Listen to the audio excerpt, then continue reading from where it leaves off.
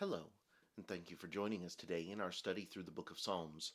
Today we're in Psalm 99, and this psalm is not long at all, and it has one overarching theme through it as we had to the title of the psalm, and that is the idea that God is holy. As a matter of fact, three times in the 9 verses of this psalm, you're going to see that phrase or some similar phrase to it being utilized by the psalmist. And so this psalm is fully about the holiness of God. But I want you to notice the way in which the holiness of God is laid out. Let's read Psalm 99. Beginning in verse 1, we find these words: The Lord reigns. Let the peoples tremble. He dwells between the cherubim. Let the earth be moved. The Lord is great in Zion, and he is high above all the peoples. Let them praise your great and awesome name. He is holy. The king's strength also loves justice. You have established equity. You have executed justice and righteousness in Jacob. Exalt the Lord our God and worship at his footstool. He is holy. Moses and Aaron were among his priests, and Samuel was among those who called upon his name. They called upon the Lord, and he answered them. He spoke to them in the cloudy pillar. They kept his testimonies and the ordinance he gave them. You answered them, O Lord our God. You were to them God who forgives, though you took vengeance on their deeds. Exalt the Lord our God, and worship at his holy hill. For the Lord our God is holy. As you look at this psalm, there are a few different things that stick out, and I'm not going to go through necessarily the entire psalm statement by statement or verse by verse.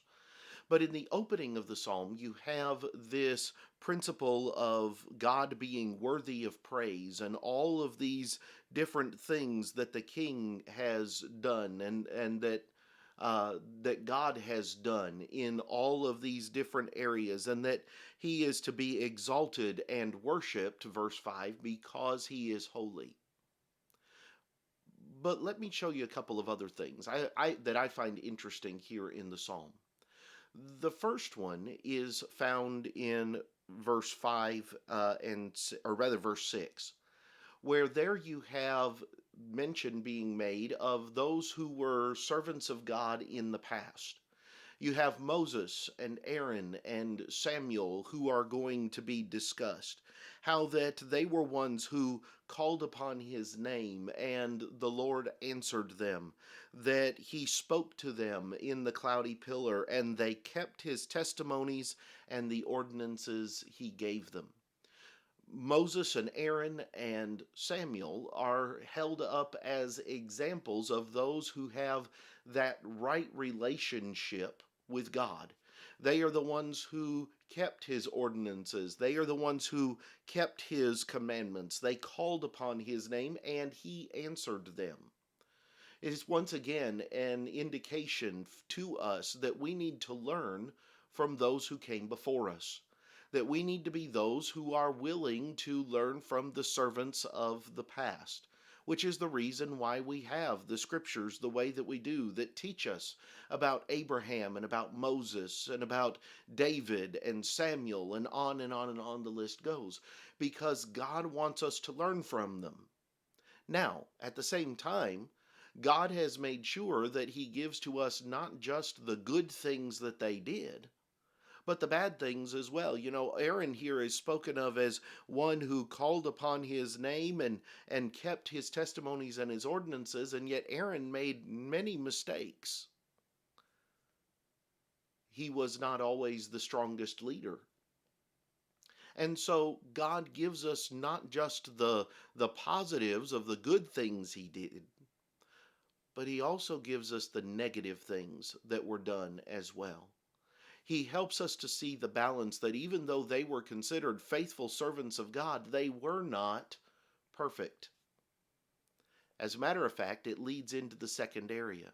Because the other thing that is stated in verse 8 is, "You answered them, O Lord our God, you were to them God who forgives, though you took vengeance on their deeds."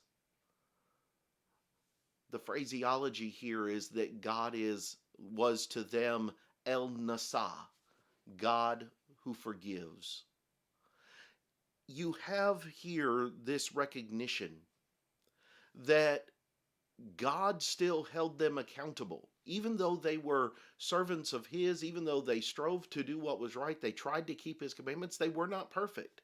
And so while He answers them and He interacts with them and He leads them and He guides them, He also is one who has His judgment that has to go upon them when they fail to uphold His commandments.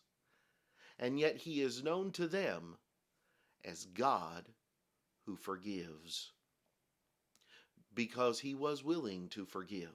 That doesn't mean there was not ever consequences for their actions. As a matter of fact, you could look at the lives of all three individuals and see consequences for actions that were undertaken. But at the same time, God was always willing to forgive if they were willing to keep their hearts turned to Him. And that's exactly what each of these three that are mentioned here in Psalm 99 did.